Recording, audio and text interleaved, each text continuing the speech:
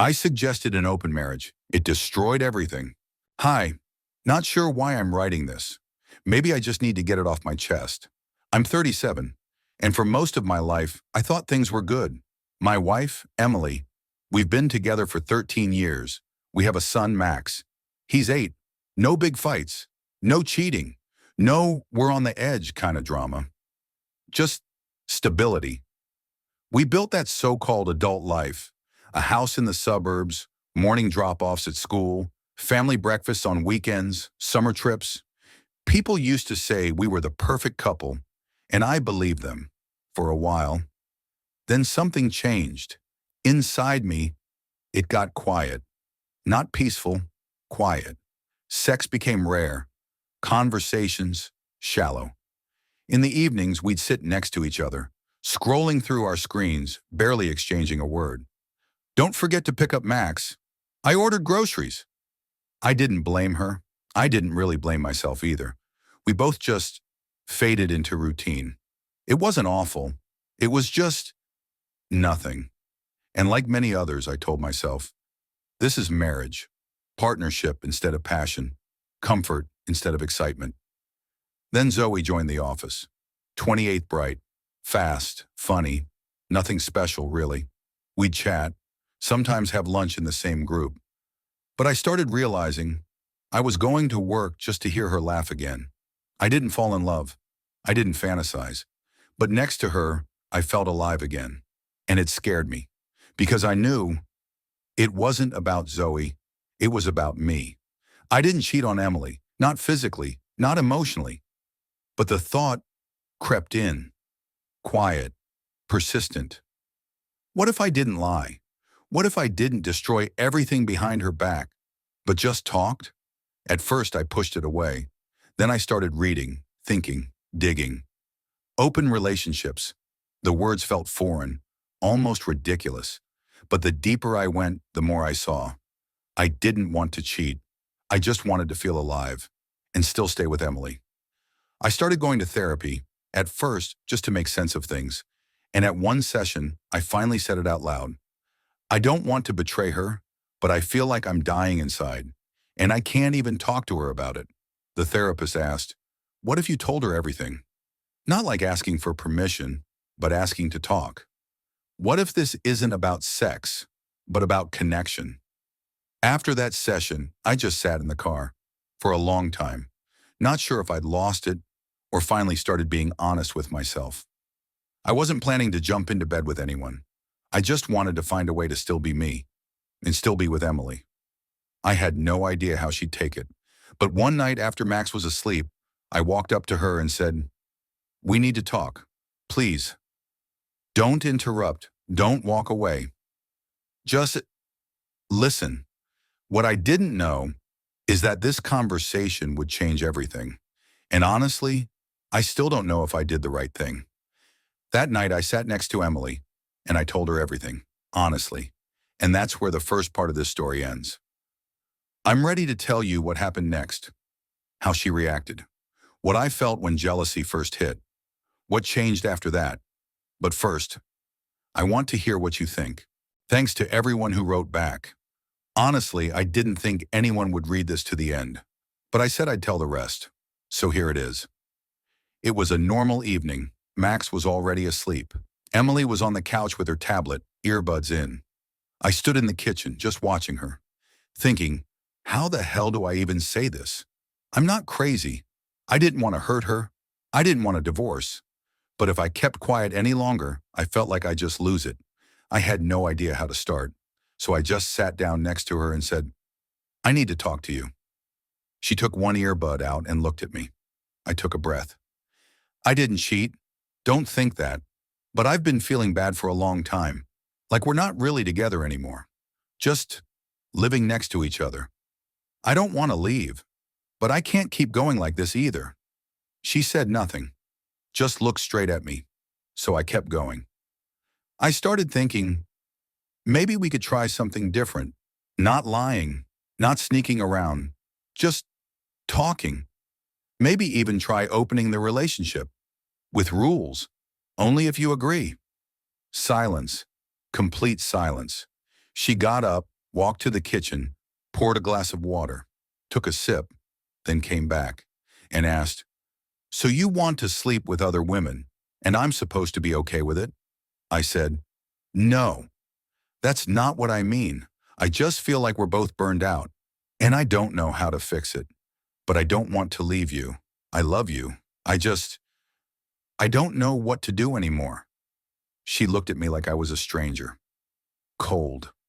No emotion in her face. "Great," she said. "Thanks for ruining my night." Then walked into the bedroom. She didn't slam the door, but it felt like it shut for good. I stayed sitting there, just listening to the ticking clock, not really sure what I'd just done. The next day, we barely spoke. 2 days later, she said she was going to her sister's for the weekend. Max would stay with me. All she said was, "I need to think. I still don't know if what I did was brave or if I just blew everything up." After that conversation, Emily left for a few days. I thought that was it, that she wasn't coming back. Or if she did, she'd be different. Cold, angry, ready to talk divorce. But she came back. She didn't say a word. Just walked in, unpacked her things, washed a cup, changed clothes. It all looked normal, but you could feel it. She was boiling inside. A couple hours later, close to midnight, she came over and asked, "Is there someone else?" "No." "Are you sure?" "Yeah, no one." "You haven't done anything behind my back?" "Number seriously, nothing." "Okay," she said. "Then let's talk." We sat at the table. Long silence. Then she said, "This whole thing disgusts me. I hate even talking about it. But I felt it too, that we have nothing left. I don't want to lose what we have, but I can't live like this either. I'm not promising anything, but maybe we could try." So we started talking. No fantasies, no theories, just two tired people trying to not fall apart. We agreed on some rules. One person outside the marriage. No more. No feelings. Nothing that touches our home or family. If anything feels off, we talk. If it gets too hard for either of us, we stop. This wasn't fun. Wasn't some "we're so free and evolved" moment. It was two people in pain, trying not to break everything. A few weeks later, I reached out to Zoe. I told her everything. That I'm married. That my wife and I agreed to try open marriage. And that if she's not okay with it, I get it. No pressure. She said, "As long as you're honest with me, I'm okay." So it started. No romance. No flirting. Just closeness. And it felt good. Real. I felt like a man again. Alive. Confident. Present. For a while, it actually felt like this might work. When I was with Zoe, it was like escape. At home, things with Emily started feeling lighter. We were talking again, almost like before. I started thinking, what if this is actually possible? But a week later, she asked, "Were you with her today?" "Yes." "Did you think about me?" I didn't answer. Not because I didn't, but because I didn't know what she wanted to hear. She got up and went to take a shower. No shouting, just left the room. And that's when things got weird. When I'm with her, I feel her pulling away. When I'm with Zoe, I wonder if I go there too often. I start feeling guilty, making excuses to myself, even though technically I'm still playing by the rules. That feeling of doing everything right, but somehow still wrong, it just kept growing. Then one day she told me she wanted to meet someone too, and something inside me flipped. Right now, I don't know where this is going. We still live together, but it doesn't feel like together. Every day feels like balancing on a ledge. I'll keep writing as things unfold. Maybe someone out there needs to hear this, or maybe it just helps knowing you're not alone in this mess. A few days after that conversation, she told me she met someone on one of those platforms where people look specifically for open situations, where you don't have to hide that you're married. She didn't ask for permission. She just said it as a fact. I'm having dinner with him on Friday. He's mature. He understands everything. And I don't owe you any explanations. These are the rules, the ones you suggested. I nodded. It's fine, I said. Rules are rules. But inside, everything clenched. Up until that point, it felt like I had control, like I was the one managing this. It was only me and I felt in charge. But now she was in it too. And suddenly, I felt sick. Friday night, she came home early, changed her clothes, took out a dress she hadn't worn in over a year. Heels, makeup, perfume. I didn't even remember what that scent smelled like. Max was playing in his room. I sat in the kitchen pretending to read, but I could hear her moving through the house. I could smell her. She walked past me. I won't be late, she said. I just nodded. She was gone maybe an hour, 2 at most, but it felt like forever. I walked in circles, then cleaned the house, then just collapsed on the couch and stared at the ceiling. I had no right to be angry. This was my idea. I pushed for honesty, for fairness. But inside, it felt like I was being quietly torn apart. When she came back, I was already in bed, pretending to sleep. But I didn't even try. She got undressed in the bathroom, laid down beside me, said nothing, just turned her back. I stared at the ceiling till morning. After that night, everything went still. Not angry, not cold, just still. No fights, no big talks. We were like two people sharing a house and a kid, but not a life. She didn't ask where I went. I didn't ask her either. Technically, we were following the rules, but emotionally, there was nothing left. One night she said, "I'm not sure you were ever ready for this. Maybe it was just a fantasy, not something you actually wanted to live through." I didn't respond, because deep down, I knew she was right. I don't know if there's a way back from this. We don't fight, but we're not really together anymore either. Right now, I'm just trying not to fall apart. For Max, for some kind of normal. If anything changes, I'll write more. Sometimes just saying it out loud is the only way to remember you're still alive. I was still seeing Zoe. She didn't pressure me. She didn't demand anything. Everything was honest. Everything was by the rules. But the feeling wasn't the same anymore. At first, it was exciting. Then, it was just meetings. Nice, but empty. No spark. No rush. Like I was trying to prove to myself that I still meant something. And then, I just stopped trying. At home, it got quieter than ever. Emily still did everything she always did. Work, the house, maximum. But between us, there was nothing. No fights, no closeness. Just neutral silence. Emotionless. Even Max started to change. He used to talk nonstop. Always wanted hugs. Always climbing into my lap. Now, he spends more time in his room with a tablet. When I ask, "How was your day?" he says, "Fine." When I try to play with him, "Maybe later." He's not stupid. He feels everything. He sees how Emily and I don't look at each other, how we say thanks instead of "I love you." He doesn't ask out loud, but his eyes are always asking, what happened to our family? And that hurts more than anything else. Sometimes I just sit in my car, not driving, not getting out, just sitting there. 10 minutes, 20, sometimes more, just staring at the steering wheel, thinking, what did I do?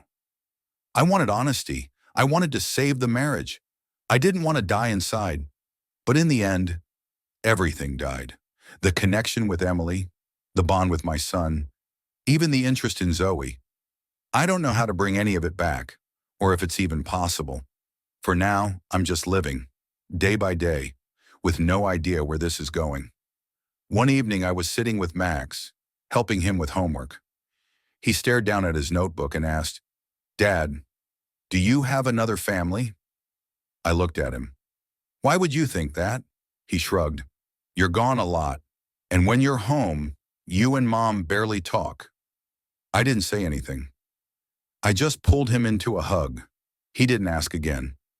But that moment, that was it. That's when it hit me. A couple days later, I told Emily, "I can't do this anymore. I thought I could live like this, but I can't. I want to stop with her, with this format.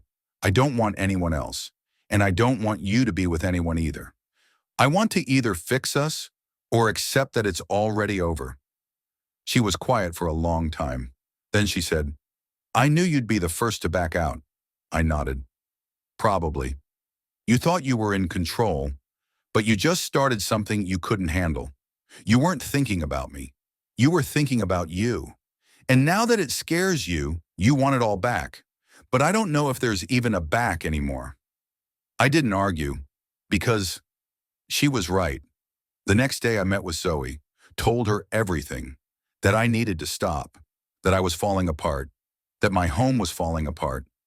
She looked at me and said, I'm not holding you. But honestly, you're kind of a mess. You wanted this. Then you didn't. Then you did again. Figure yourself out, Dan.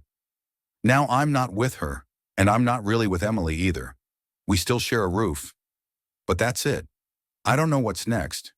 Maybe she'll file for divorce. Maybe she won't. Maybe she'll wait. I'm just trying to piece myself back together, day by day, and understand. How did trying to save my family end with me losing myself?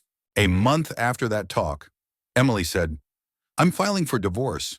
Calm, no emotion, like she was talking about home renovations. I nodded. No fights, no screaming, no one packing bags in the middle of the night. We both just knew. This wasn't something we could fix anymore. We hadn't killed each other, but we had been slowly dying next to each other for months. Now, we were letting go. We made a schedule. Max would be with each of us for a week at a time. She got a place near his school so he wouldn't have to change his routine. She said, I'm not trying to punish you. You're his dad. You're not a bad person. Just weak. Weak and too late to admit it. I didn't get offended. I just nodded. The first few weeks without them were strange. Quiet, clean, nothing lying around, no one calling your name. You eat alone. You sleep alone. You wake up, and there's just silence. Sometimes that emptiness, it made me feel physically sick. I started therapy again. No big goals, no plans, just so I wouldn't lose my mind. Zoe and I don't talk anymore. She was an episode, an emotion, a reaction, not someone you walk through fire with. Max asks, why did you and Mom break up? I tell him, because we made a lot of mistakes, but we both love you. That hasn't changed. He nods, but I can tell. He understands more than he says. He's grown up too fast, faster than he should have. Right now, I'm just living, not building anything new, just trying to be honest with myself. No more pretending, no more fantasy. Sometimes I feel like I destroyed the most important thing I ever had, and sometimes I think I just uncovered what had already been falling apart. There's probably no real truth, just consequences. Sadly, this kind of story is becoming more and more common. Instead of focusing on their relationship, sitting down and talking, people start looking outside. They think they'll find answers there. That if they just agree on something honest, set boundaries, do it consciously, it will work. That's what the main character here believed too. He didn't want betrayal. He didn't want to lie. He thought he was doing everything right, being honest, open, respectful. But in the end, the result was the same, just quieter. No drama, no shouting. But the family still fell apart, and the ones who suffered most were the ones he tried to protect. So maybe, no matter how hard it gets, it's worth fighting for what you already have. Talking, reconnecting, not walking away just because it seems like the more honest option. What do you think? Let us know in the comments. And if this story meant something to you, leave a like, subscribe to the channel, and stay with us. More real stories are coming. See you next time.